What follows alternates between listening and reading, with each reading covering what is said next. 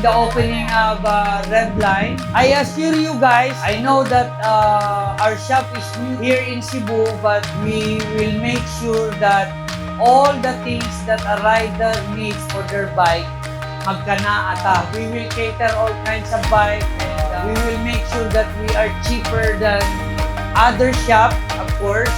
Ipa-dyno o remap ang inyong motor. Lahi ko lang dyno o remap ba?